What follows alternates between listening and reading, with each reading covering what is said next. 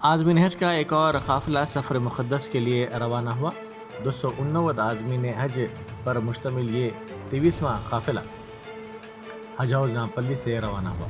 اس موقع پر صدر نشین ریاستی حج کمیٹی خسرو پاشا نے عازمین حج سے خطاب کیا۔ انہوں نے اہم مشورے بھی دیے۔